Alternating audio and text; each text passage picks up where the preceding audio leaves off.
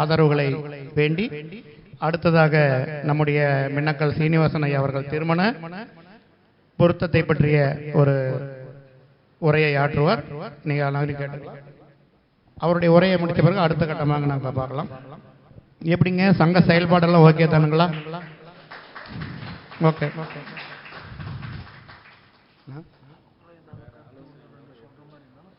சரி, ரைட், அதை பேசிக்கலாம். சரி, இது நம்முடைய அறிவுக்கு எட்டுன வகையில் இந்த விஷயங்களை வடிவமைச்சிருக்கிறோம். இன்னும் இதை விட சிறப்பாக ஏதாவது ஐடியாக்கள் இருந்தாலும் கூட நீங்கள் சொல்லலாம். இப்போ சொல்லலைன்னா கூட அப்புறம் கூட நீங்கள் குழுவில் பதிவு பண்ணிக்கலாம். ஏதாவது வேறு ஐடியாக்கள் இருந்தா அப்படின்னா கூட அது நம்ம போகணும்னா நிறையா போகலாம். ஏழை மணமக்களுக்கு கல்யாணம் கூட பண்ணி வைக்கலாம். அதான் நினச்சிங்களா? Right, okay. தாலி எடுத்து கொடுக்கலாம். ஏதோ ஒன்று சம்திங் நாங்கள் பண்ணலாம். அதை பாருங்க, அவர் திருமணம் பொறுத்தன்னு சொல்லுகிற போது அந்த கல்யாணங்கிறது வந்துருச்சு.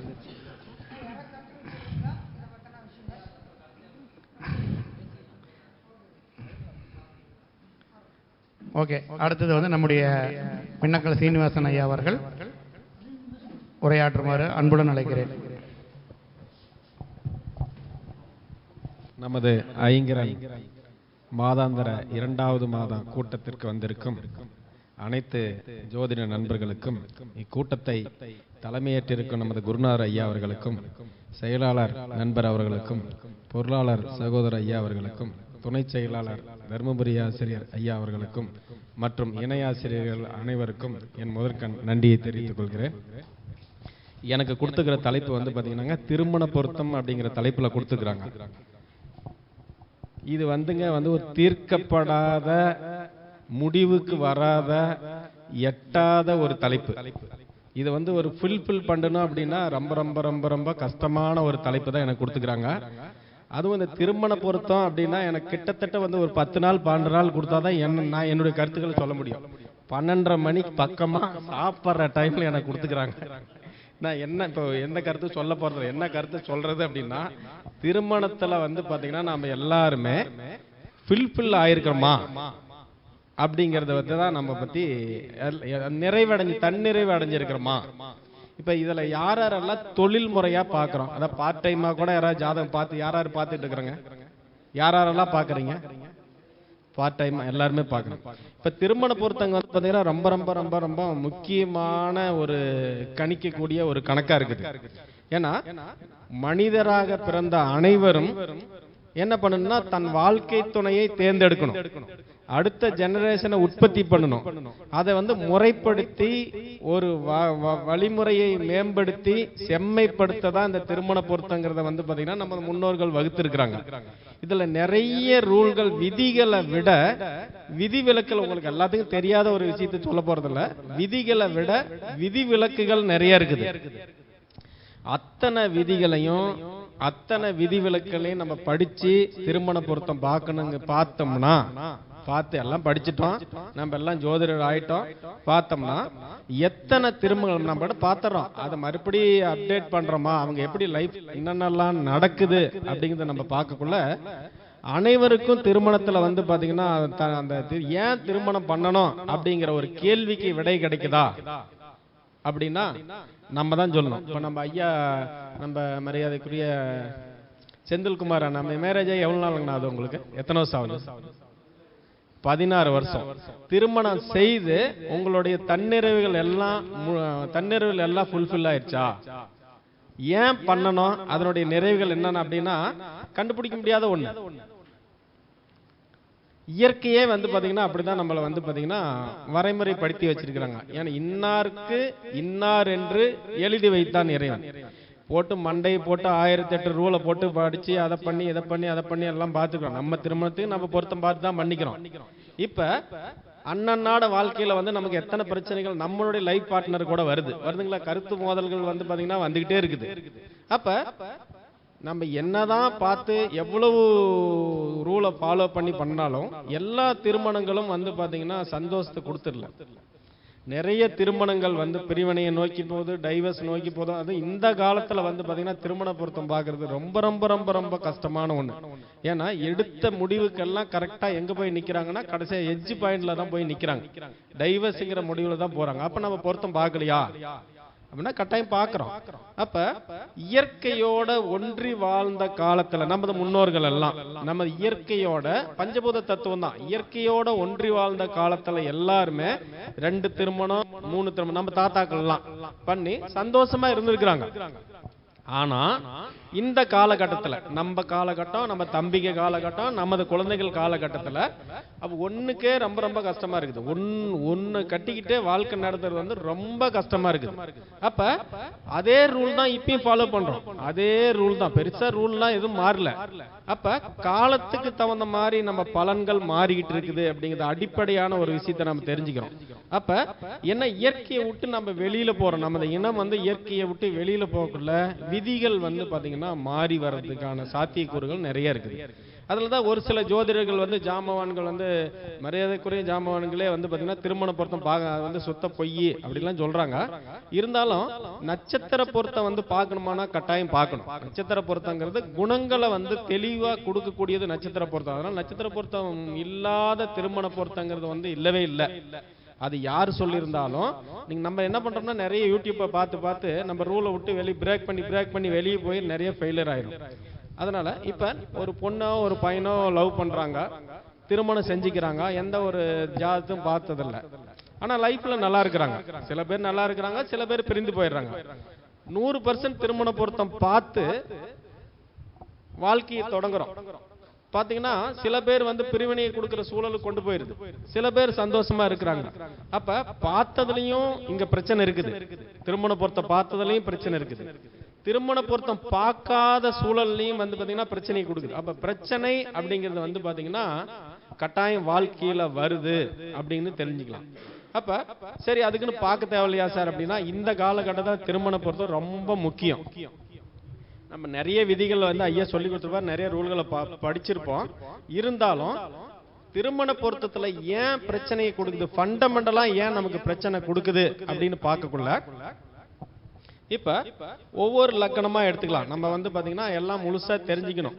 முழுசா தெரிஞ்சா மட்டும் நம்ம குறிப்பிட்ட லக்கணத்துக்காரன் மட்டும் வரமாட்டாங்க. இப்ப மேச லக்கணம் அப்படின்னு ஒருத்தர் எடுத்து வராங்கன்னு வச்சுக்காங்க. மேச லக்கணத்துக்காரங்க நம்ம கிட்ட திருமண பொருத்தம் பார்க்க வராங்க. இப்ப நான் வந்து பாத்தீங்கன்னா எதுவுமே கிரகத்தை அடைக்கல, நட்சத்திரத்தை பார்க்கல, ஒன்லி காலபுருஷ தத்துவத்தை மட்டும் சொல்றேன். மேச லக்கணத்துக்கு அதிபதி யாருங்கயா? செவ்வாய். சரி, அவங்களுக்கு யாரு பார்ட்னரா வருவாங்க? 7ஆம் அதிபதி துலாம். அவங்க யாரு அதிபதி?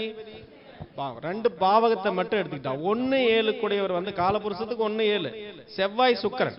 செவ்வாய் சுக்கிரன் தான் அவருக்கு இவருதான் மனைவியா வரணும், இவருக்கு செவ்வாய் தான் கணவரா வரணும். இதுல இந்த ரூல்ல வந்து மாறவே மாறாது இல்லைங்களா? நான் வந்து ஜெனரலா பொதுப்படியா சொல்றேன். லக்கணம் சொல்லல, கிரகத்தை அடைக்கல, 2வது நட்சத்திரத்தை பார்க்கல, சாரத்தை பார்க்கல, எதுவுமே போடல. ஃபண்டமெண்டல் ரூலை மட்டும் சொல்றேங்க. அதனால வந்து பாத்தீங்கன்னா போட்டு குழப்பிக்க வேண்டாம். நம்ம உடனே உங்களுடைய ஜாதகத்தை ஒப்பிடாதீங்க. பொதுப்படையான பேசிக் ஏட்டுக்கல்வி சொல்லிட்டு இருக்கிறோம். அப்ப மேசத்துக்கு துலாம் தான் மனைவியா வரணும் இல்லைங்களா? இப்ப செவ்வாய் சுக்கிரன் வந்து பாத்தீங்கன்னா ரெண்டும் திருமணத்துக்கு நல்ல கிரகங்களா அப்படின்னா நல்ல கிரகங்கள் தான், தாம்பத்தியத்துக்கு நல்ல கிரகம். இப்ப திருமணங்கிறது நம்ம எதுக்கு பண்றோம்னா தாம்பத்திய வாழ்க்கைக்கு முறைப்படுத்துறது தான் திருமணம். இல்லைன்னா நம்ம விலங்குகளா மாறிடுவோம். அந்த திருமண உறவு முறைப்படுத்தப்படாத உறவுகள் எல்லாம் அது என்ன ஆகுங்க, விலங்குகளா மாறிடுவோம். மனிதர்களா இருந்தா முறைப்படுத்தி இந்த ரூலை ஃபாலோ பண்றதுதான். இப்ப நம்ம 7ஆம் எங்க மனைவி போய் தேட முடியுங்க? நம்ம 7ஆம் இடத்துல தான் தேடணும். வேற இடத்துல தேட முடியுங்களா? எங்கேயுமே தேட முடியாது. 10ஆம் இடத்துல போய் தேட முடியுங்களா? 4ஆம் இடத்துல போய் தேட முடியுங்களா? 3 எங்கேயுமே தேட முடியாது. நம்ம மனைவிங்கிறது லக்னத்துக்கு 7ஆம் இடத்துல தான் தேடி ஆகணும். அப்ப செவ்வாய் சுக்கிரன்ங்கிறது வந்து பாத்தீங்கன்னா தாம்பத்தியத்துக்கு நல்ல கிரகமா இருந்தா கூட இப்ப 7ஆம் அதிபதி சுக்கிரன். கலத்திரக்காரகன் யாருங்க? காமனா கலத்திரக்காரகன் சுக்கிரன். மேச லக்கணத்துக்கு குடும்பாதிபதி யாருங்க? அப்ப குடும்பாதிபதி சுக்கிரன், கலத்திர காரகன் சுக்கிரன், அடுத்தது 7ஆம் அதிபதி சுக்கிரன். எல்லாமே சுக்கிரன் சுக்கிரன் சுக்கிரன் சுக்கிரனா வரதுனால மேச லக்கணத்துக்காரங்க இயற்கையாவே குடும்பம் நல்லா அமையும். இருந்தாலும் இப்ப அவங்க எல்லாருமே சிறப்பா இருக்கிறாங்களா? மேச லக்கணத்துக்காரங்க திருமணம் பண்ணவங்க எல்லாருமே சிறப்பா இருக்கிறாங்களா அப்படின்னா காலபுருஷ தத்துவப்படி நல்லா தானே இருக்கணும். எல்லாமே நல்லா இருக்கிறாங்களா அப்படின்னா கேந்திராதிபதிய தோஷம் அப்படின்னு ஒரு தோஷத்தை நம்ம படிச்சிருப்போம். அப்ப இதுல 7ஆம் இடம் கேந்திரமா வரும். அப்ப கேந்திரத்தில் சுபகார கிரகங்கள் நின்றால் தோஷத்தை கொடுக்கும் அப்படின்னு ஒரு ரூல் இருக்குதுங்க. கேந்திரத்தில் சுப கிரகங்கள் நின்றால் தோஷத்தை கொடுக்கும். அப்ப இங்க 7ஆம் இடத்து சுக்கிரன் சுபகிரகம் 7ஆம் இடத்துல நிக்குது. இப்ப 2 கூடையவரும் அவராவே இருக்கிறாரு. அதே மாதிரி களத்திர காரகனும் இருக்கிறாரு. தோஷத்தை கொடுக்கணுங்களா இல்லைங்களா? கட்டாயம் கொடுப்பாரு. அப்ப சுக்கிரனுங்கிறது சந்தோஷம். அதிகப்படியான 7ஆம் அதிபதியும் சந்தோஷத்தை கொடுத்து 2ஆம் அதிபதியும் சந்தோஷத்தை கொடுத்து களத்திரக்காரனும் சந்தோஷத்தை கொடுக்கக்குள்ள மேச லக்கணத்துக்காரங்களுக்கு சந்தோஷம் சந்தோஷம் சந்தோஷம் இன்னும் வேணும் இன்னும் வேணும் இன்னும் வேணும்னு இன்னொரு தாரத்தை நோக்கி போகக்கூடிய சூழல் உண்டாகும். இது எல்லாரும் உங்க ஜாதகத்தை ஒப்பிடாதீங்க. இப்ப பின்னாடி போக்குள்ள வந்து தனிப்பட்ட ஜாதகத்துல உண்டா இல்லையா அப்படிங்கறது வந்து பாத்தீங்கன்னா பாத்துக்கலாம். பொதுப்படையான பலன்கள் இது. அப்ப மேச லக்கணம் வந்து பாத்தீங்கன்னா அவுட் ஆயிடுச்சுங்களா? தாம்பத்திய சுகம் நல்லா இருக்கும். ஆனா என்ன நமக்கு தோஷம் இருக்குதுங்க, கேந்திராதிபதிய தோஷங்கிறது இருக்குது. அப்ப தோஷத்தை கொடுத்து தோஷம் எப்படி எது வழியா கொடுக்கணும்? இன்பத்து வழியா கொடுப்பாரு. அப்ப இன்னும் வேணும் இன்னும் வேணும் இன்னொன்னு வேணும் இன்னொன்னு வேணும் அப்படி ஒரு இன்பத்தை கொடுப்பாரு. ஓகேங்களா? இப்ப அடுத்தது வந்து பார்க்கலாம். அடுத்து ரிஷப லக்கணம். ஒரு 4-5 லக்கணம் தான் பார்த்துக்கலாம். அவ்வளவுதான் டைம் நமக்கு கொடுத்துருக்காங்க. இப்ப ரிஷப லக்கணம் எடுத்துக்கலாங்க. ரிஷப லக்கணத்துக்கு யாரு வந்து பாத்தீங்கன்னா லக்னாதிபதியா வருவாருங்க? அவங்களுக்கு 7ஆம் அதிபதி யாருங்க? அதே சுக்கிரன் தான், பேட்டர்ன் மாறுது. ஆனா காலபுருஷ தத்துவத்துக்கு விருச்சகம் எத்தனாவது வீடா வருங்க? 7-8 தொடர்பு வருங்க. மனைவிங்கிறது 7-8க்கு தொடர்பா வருவாங்க. 7ஆம் அதிபதி காலபுருஷத்துக்கு 8ஆம் அதிபதியா வருவாங்க. அப்ப ரிஷப லக்கணத்துக்காரங்களுக்கு அணையக்கூடிய மனைவி வந்து பாத்தீங்கன்னா 7ஆம் அதிபதி ரொம்ப ஸ்பீடா இருப்பாங்க, கோபமா இருப்பாங்க. செவ்வாயோட காரகத்துவத்தெல்லாம் சொல்றோம். இருந்தாலும் 8 கூடையவரா இருந்தாலும் அங்க தாம்பத்தியத்துக்கு பிரச்சனை இருக்காது, சுக்கிரன் செவ்வாய். இருந்தாலும் 8ஆம் வீடுங்கிறது வந்து பாத்தீங்கன்னா எது மாதிரிங்க? ஒரு அவமானத்தை கொடுக்கக்கூடிய இடம், இறப்பை கொடுக்கக்கூடிய இடம், ஒரு பிரச்சனையை கொடுக்கக்கூடிய இடம், ஒரு வந்து பாத்தீங்கன்னா அசிங்கத்தை கொடுக்கக்கூடிய இடம். அப்ப மனைவியால இதெல்லாம் அவங்க அனுபவிச்சே ஆகணும். அதுக்கு அடுத்தது வந்து பாத்தீங்கன்னா அந்த பொண்ணு நல்லவங்க தான். ஆனா இவருக்கு அமைப்பு அப்படி 7 கூடையவர் வந்து 7 காலபுருஷத்துக்கு 8 கூடையவர் 7ஆம் அதிபதியா வந்து நிக்கிறாரு. இப்ப அவங்க வீட்டுல இருக்கிறவர்கள் அந்த பொண்ணு எப்படி இருப்பாங்க? நல்ல ஒழுக்கமான பொண்ணாவும் மன சந்தோஷப்படுத்தக்கூடிய பொண்ணாவும் அடுத்தவங்களை வந்து பாத்தீங்கன்னா பேச்சாலையோ செயலாலையோ புண்படுத்தாத பொண்ணாலும் இருப்பாங்க. திருமணத்துக்கு அப்புறம் தான் 8ஆம் இடம் வேலை செய்ய ஆரம்பிக்கும். அப்ப கனவு தன்னுடைய பார்ட்னர் கிட்ட மட்டும் என்ன பண்ணுவாங்கன்னா வேகத்தை காமிப்பாங்க, பயங்கரமா வந்து கொடுமை பண்ணுவாங்க. இது வந்து பெண்களை மட்டும் சொல்ல, சப்போஸ் ஆண்களா இருந்தாலும் அப்படிதான். அப்ப திருமணத்துக்கு அப்புறம் 8ஆம் இடம் வேலை செய்ய ஆரம்பிக்கும். அப்ப அவங்களால லைஃப் பார்ட்னரால நாம அவமானத்தை சந்திக்கக்கூடிய சூழல் கொண்டு போவோம். இன்னொன்னு வந்து பாத்தீங்கன்னா ரிஷப லக்கணம் வந்து பாத்தீங்கன்னா என்ன தத்துவத்தை கொண்டது? அறம்பொருள் இன்பம் வீடுன்னு பார்த்தோம்ல. இப்ப இதுக்கு ஒரு தீர்வு வேணும் இல்லைங்களா? அப்ப ரிஷப லக்கணம் என்ன தத்துவத்தில் இருக்குதுங்க? பொருள் தத்துவத்தில் இருக்குது. மேச லக்கணத்துக்கு நான் சொல்லாத விட்டுட்டேன். மேச லக்கணம் என்ன தத்துவங்க? அறம் தத்துவம். அடுத்து துலா லக்கணம் இன்ப தத்துவம், காம தத்துவம். அப்ப காமத்தை ஒழுக்க நெறியோடு கடைபிடிக்கிற எல்லா மேச லக்கணக்காரர்களும் வாழ்க்கையில சிறப்பிக்கலாம். தன் காமத்தை ஒழுக்க நெறியோடு இருக்கிற எல்லா மேச லக்கணத்துக்காரர்களும் மனைவி கிட்ட வந்து மனைவிக்கு துரோகம் பண்ணாத, மனைவியை ஏமாத்தாத இருக்கிற எல்லா மேச லக்கணத்துக்காரர்களுக்கும் வந்து பாத்தீங்கன்னா வாழ்க்கையில சிறப்படையக்கூடிய தன்மை இருக்குது. அதே மாதிரி ரிஷப லக்கணத்துக்கு பார்த்தா என்ன தத்துவங்க? பொருள் தத்துவம்னு பார்த்தோம். விருச்சிகத்துக்குங்க தர்ம தத்துவங்களா? தர்ம தத்துவம் தானே. அப்ப பொருளை தர்மத்தின் வழி நின்று அவங்க வந்து வாழ்க்கையை சம்பாதிக்கிறது ஏமாத்தாத, அடுத்தவன மனசை காயப்படுத்தாத, அதே மாதிரி இது மாதிரி எல்லாம் அந்த பொருள் தேடுதலை வந்து பாத்தீங்கன்னா ஒழுக்க நெறியில மேம்பட்டு இருந்தா அவங்க மனைவிஸ்தான் அமைப்பு நல்லா இருக்கும். அடிப்படை தத்துவத்தை புடிச்சிட்டோம்னாவே இங்க வாழ்க்கைங்கிறது சிறப்பா போயிட்டு இருக்கு. ஓகேங்களா? இப்ப 7 கூட 8 இப்ப மேச லக்கணத்துக்கும் பிரச்சனை, அடுத்து ரிஷப லக்கணத்துக்கும் 7 கூட 8 பிரச்சனை. அடுத்தது போலாங்க. அடுத்தது வந்து பாத்தீங்கன்னா மிதுன லக்கணம். மிதுன லக்கணத்துக்கு அதிபதி யாருங்க? புதன். அவங்களுக்கு யார் மனைவியா வரணும்? தனுசு தான் மனைவியா வரணும். இப்ப புதன் நல்ல ஒரு சுபகிரகம், குரு ஒரு சுபகிரகம். இப்ப வாழ்க்கை நல்லா தானே போகணும், வாழ்க்கை அருமையா போகும் இல்லைங்களா? ஆனா ரெண்டுமே கொஞ்ச நேரத்துக்கு முன்னாடி தான் காலையில ஐயா பேசினாரு. அது என்ன வீடுங்க? பாதகாதிபதி வீடு. எனச்சா இவ்வளவு பெரிய பிரச்சனை வருதுன்னு நேத்து நான் பார்த்த ஒரு 2 நாளைக்கு முன்னாடி பார்த்தக்கூடிய ஒரு சார்ட் சொன்னார் ஐயா, விவரிச்சார். அப்ப புதன் வந்து அவருடைய கேரக்டர் வச்சு புத்திசாலி, குருங்க அதி புத்திசாலி, ரொம்ப புத்திசாலி. எப்பயுமே வாழ்க்கையில 2 புத்தி இணைஞ்சிச்சுன்னா அங்க வாழ்க்கைங்கிறது சிறப்பா இருக்காது. எப்பயுமே கணவன்கிறது முட்டாளாவும் மனைவிங்கிறது அறிவாளியாவும் இருக்கக்கூடிய குடும்பங்கள் எல்லாம் நல்லா போகும். அல்ல அப்படி தப்பு, இது இப்படி பண்ணக்கூடாது, நான் பெரிய படிச்சுக்கிறேன், நான் சொல்றதை நீ கேளுங்கக்குள்ள சுக்கிரன் ஏத்துக்குமா, அந்த மனைவி ஏத்துக்குவாங்களா அப்படின்னா கட்டாயம் வாழ்க்கையில வந்து பாத்தீங்கன்னா இன்னும் அடுத்து ஏன் மனைவியை மட்டும் நம்மளால அடக்கவே முடியலைங்க? மனைவிய நம்ம கண்ட்ரோல்ல கொண்டாட அடக்கனா எல்லா கருத்துக்களுக்கும் ஆமான்னு சொன்ன காலம் நம்ம தாத்தா காலம் இருந்தாங்களா இல்லையாங்க? இப்ப நம்ம காலத்துல எதை சொன்னாலும் ஏத்துக்க மாட்டேங்கிறாங்க, எதை சொன்னாலும் ஏத்துக்கிறது இல்ல. எந்த செயல் செஞ்சாலும் குற்றம் கண்டுபிடிக்கிறாங்க. சாதாரண மார்க்கெட் போயிட்டு வந்தா 2 திட்டு வாங்குறோம், மார்க்கெட்ல காய் வாங்கினா 2 திட்டு வாங்குறோம். அவங்க சொன்னது கேட்டு கரெக்டா பர்ஃபெக்டா எழுதிக்கிட்டு போய் அதை அப்படியே வாங்கிட்டு போய் திட்டு வாங்கணும். நான் வாங்கியிருக்கிறேன். அதனால ஏன் அது மாதிரி நடக்குது?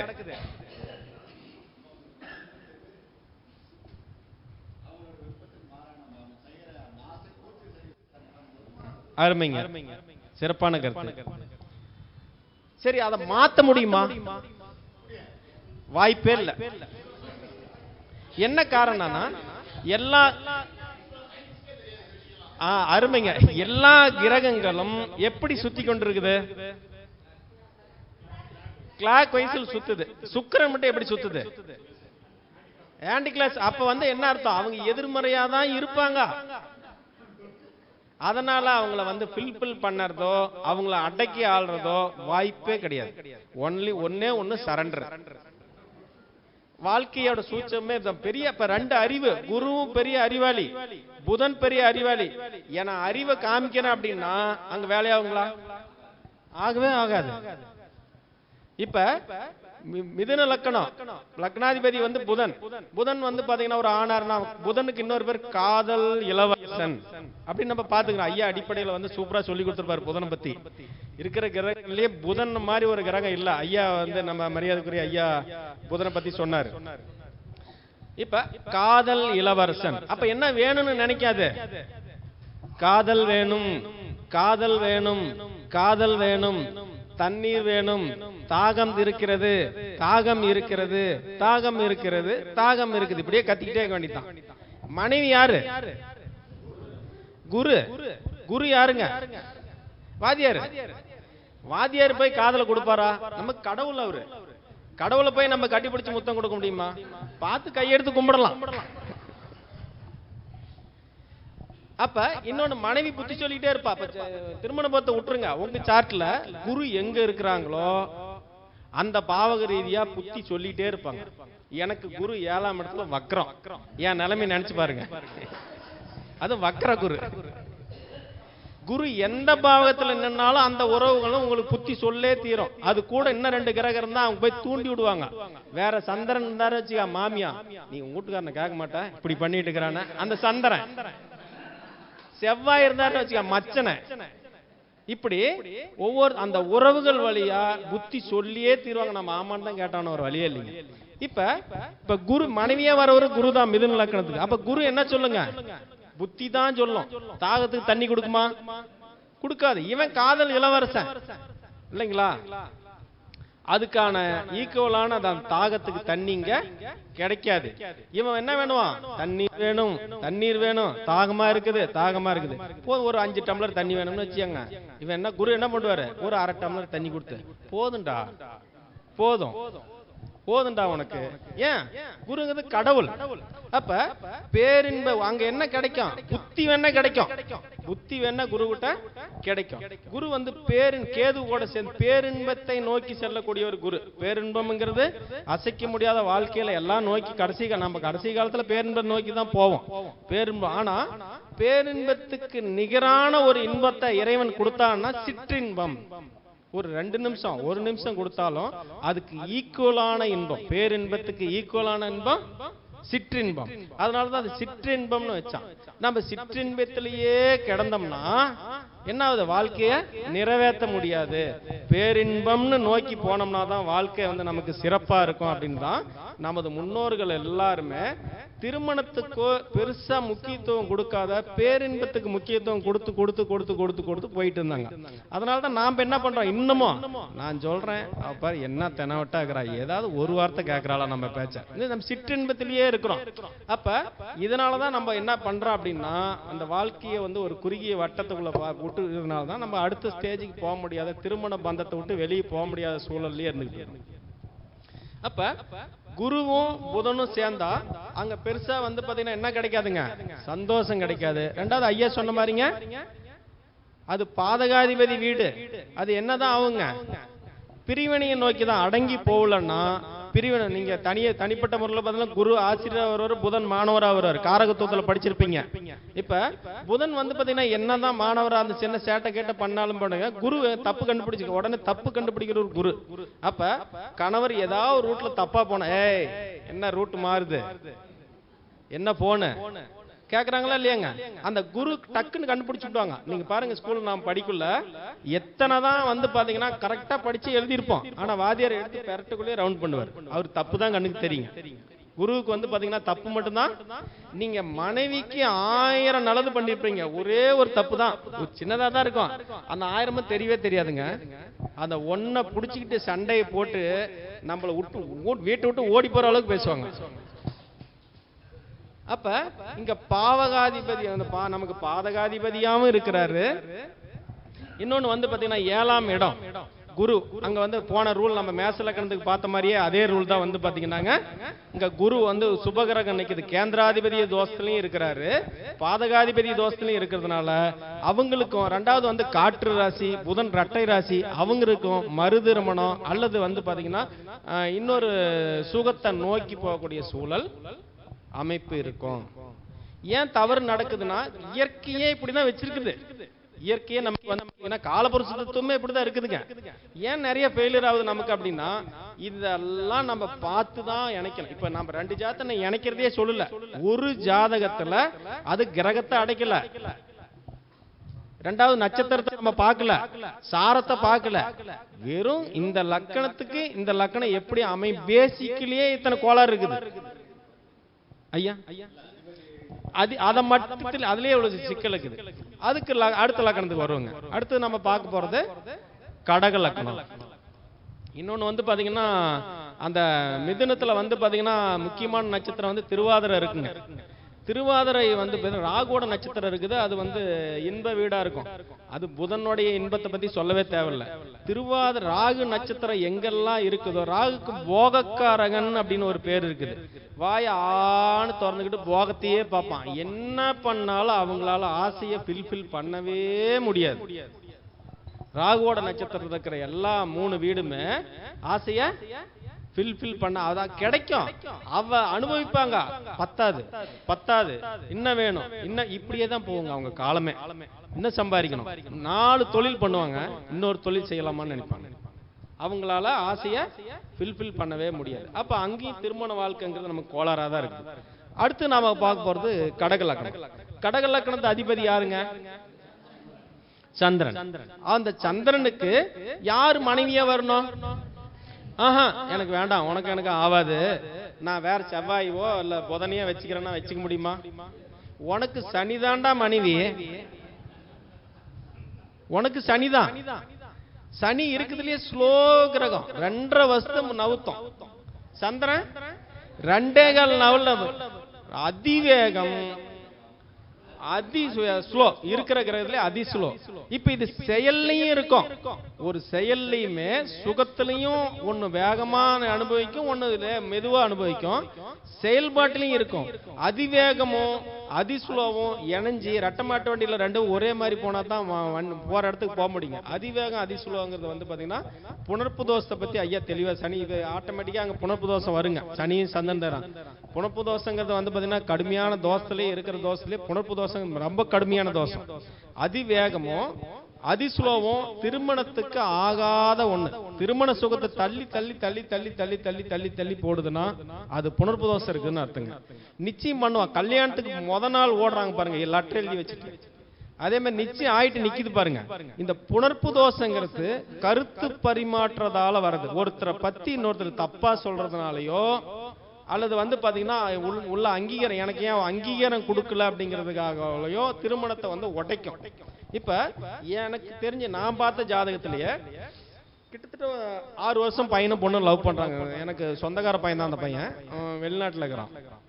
பொண்ணு வந்து தர்மபுரி பக்கத்துல பெண்ணாகரம். லவ் பண்றாங்க, 6 வருஷமா லவ் பண்றாங்க. நிச்சயம் ஆகி போச்சு. எல்லாம் தாலி புடவை எல்லாம் கிட்ட பத்திரிக்கை வச்சு முடிச்சுட்டாங்க. ஒரு 6 நாள் இருக்குதுங்க, 6-7 1 வாரம் இருக்குது கல்யாணத்துக்கு.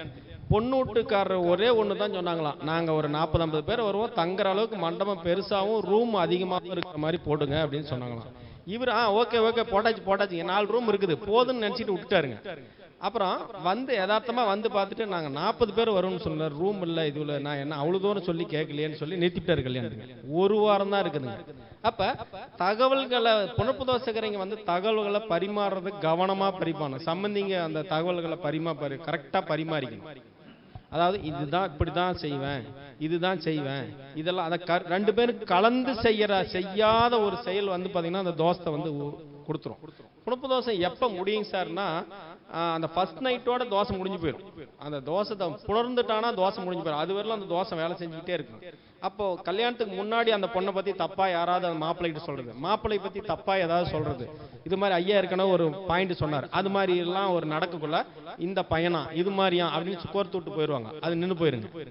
அது மாதிரி கல்யாணத்தை நிறுத்தக்கூடிய ஒரு தோசை வந்து பாத்தீங்கன்னா புணர்ப்பு தோசை கடுமையான தோசை. இந்த மாதிரி நிறைய அனுபவத்தை சொல்லலாம். அடுத்தது வந்து பாத்தீங்கன்னா இயற்கையாவே கடகத்துல பூசம் அப்படின்னு ஒரு நட்சத்திரம் இருக்கும். இங்க மகரத்துல என்ன சந்திரனுடைய நட்சத்திரம் இருக்குது, திருவோணம். அங்க வந்து நட்சத்திர பரிவர்த்தனையிலையும் புணர்ப்பு தோசை கொடுக்குது. இயற்கையாவே கிரகமும் தோசை கொடுக்குது, நட்சத்திரமும் தோசை கொடுக்குது. அது புணர்ப்பு தோஷமா இருக்குது. இவங்க வாழ்க்கை எப்படி சிறப்பா இருக்கும்? கட்டாயம் சிறப்பா இருக்கிறதுக்கு வாய்ப்பு ரொம்ப ரொம்ப குறைஞ்சு போயிடும். அப்ப மனைவி ஸ்லோவா இருப்பாங்க அப்படின்னா, ஆனா ஒழுக்கமானவளாக இருப்பாள், சனி நேர்மையானவளாக இருப்பாள். அப்ப அதுக்கு தகுந்த மாதிரி நம்ம அடாப்ட் ஆகிக்கணும். நம்ம வந்து பாத்தீங்கன்னா எளிதில் அவங்களுக்கு தகுந்த மாதிரி என்ன பண்ணிக்கணுங்க, வாழ்க்கை சிறக்கணும்னா மனைவிக்கு தகுந்த மாதிரி நம்ம அடாப்ட் ஆகிறது தான் ஒரே வழி. வேற வழிங்கிறது வந்து பாத்தீங்கன்னா என்ன தோஷம் கோயில் குளம் பரிகாரம் என்ன பண்ண நாம சொன்னா ஊனு கேட்கணும். அது மாதிரி ஜோசி ஒரு பரிகாரம் சொல்ல ஜோசிற அதெல்லாம் வேற கதை. கொஞ்ச நாளைக்கு கேட்பாங்க, ஒரு 10 நாள் பண்ண வைக்கலாம், அவங்க மைண்ட ஒரு மாசம் அடக்கி வைக்கலாம், அது வேற. ஆனா லைஃப் நல்லா இருக்கணும் அப்படின்னா அவங்களுடைய எண்ணங்களுக்கு வந்து பாத்தீங்கன்னா அவங்க மெதுவாக சிந்திக்க கூடியவர்கள், செயல்பாடு மெதுவாக இருக்கக்கூடியவர்கள் அப்படின்னா நாம என்ன பண்ணணும் அப்படின்னா அதுக்கு தகுந்த மாதிரி நாமள செயல்பாடுகளை மாத்திக்கிறது தான் வழி. அப்ப நம்ம கடக லக்கணமும் புணர்ப்பு தோசையில மாட்டிக்கிச்சு. அதுக்கு அடுத்த லக்கணத்துக்கு போலாங்க. அடுத்தது வந்து பாத்தீங்கன்னா சிம்ம லக்கணம். சிம்ம லக்கணம் யாருங்க? சூரியன். அதுக்கு 7ஆம் அதிபதி பகை எனக்கு ஆவாது நீயே அப்படின்னு சொல்ல முடியுங்களா? உனக்கு என்ன கொடுத்துக்குது, கொய்யாப்பழம் தான் கொடுத்துக்குது, நீ அதை கடி, எனக்கு மாம்பழம் வேணும் அப்படின்னு கேட்க முடியுங்களா? உனக்கு கொடுத்த கொய்யாப்பழத்தை கடி, உனக்கு பிடிக்கலன்னா வச்சுட்டு சும்மா கடை. வேற பழம் கேட்டா கிடைக்குங்களா? கிடைக்காது. அப்ப நமக்கு இப்படித்தான் அப்படின்னு இன்னாருக்கு இன்னார் அப்படின்னு தான் எழுதி வச்சிருக்குது. அப்ப அதை மாத்தணும் அப்படிங்கிறது வந்து பாத்தீங்கன்னா வாய்ப்பே இல்லை ராஜா. கல்யாணம் பண்ணிக்காத விட்டுட்டாதான்.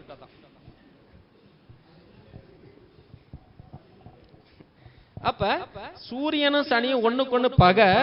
அப்ப வந்து பாத்தீங்கன்னா அங்க நமக்கு வாழ்க்கை சிறக்குமா அப்படின்னா பகை உணர்வோட தான் இருப்பாங்க. இது வெப்ப கிரகம். அது இல்லாத சூரியனுங்கிறது வெப்ப கிரகம், சனிங்கிறது குளிர்ச்சி கிரகம். ரெண்டும் சேரக்குள்ள நோயை கூட கொடுக்கலாம். அதுக்கு தான் நாடி பொருத்தம் பின்னாடி பார்ப்போம். பொருத்தங்கள் 10 வகையான பொருத்தங்கள் பார்த்துட்டு எப்படி அமைக்கிறங்கிறதெல்லாம் கிட்டத்தட்ட குறைஞ்சது ஒரு 3 நாளாவது நடத்தினாதான். நட்சத்திர பொருத்தத்துக்கே 1 நாள் ஆயிருங்க, கிரக பொருத்தத்துக்கு 2 நாள் ஆயிரும். அப்புறம் மேட்சிங் இந்த மாதிரி ரொம்ப பெரிய டாபிக். இதை வந்து ஈஸியா முடிக்கிறது வந்து பாத்தீங்கன்னா ரொம்ப கஷ்டம். நாடி பொருத்தம் கட்டாங்க. சிம்மராசிக்காரர்கள் நாடி பொருத்தம் இல்லைன்னா எனக்கே கூடாதுங்க சார், கட்டாயம் நோயை கொடுத்துருன்னு வச்சுங்களேன். ஏன்னா இந்த பிளட் ஒரு பிளட் இன்னொருத்தருக்கு ஏற்ற முடியுமா அப்படின்னா அந்த ஒரே குரூப்பா இருந்தா தான் ஏற்ற முடியும். மாத்தி பார்த்து ஏத்தனோம்னா வந்து இறப்பையோ நோயையோ கொடுத்துரும். அது மாதிரி சிம்ம ராசிக்காரங்களுக்கு இது வெப்பமான உடம்பு, அது குளிர்ச்சியான உடம்பு, ரெண்டையும் சேரக்குள்ள கட்டாயம் அங்க வந்து நாடி பொருத்தம் இல்லாதவங்களுக்கு நோயை கொடுக்கும். அல்லது ஒரு உடம்பு வந்து பாத்தீங்கன்னா வீக்கா போகும். பொண்ணுங்க பாருங்க உருங்கிருவாங்க. அது மாதிரி பொண்ணு திருமணத்துக்கு அப்புறம் பாருங்க நம்ம ஒல்லியா போகக்கூடியதெல்லாம் வந்து பாத்தீங்கன்னா இது மாதிரி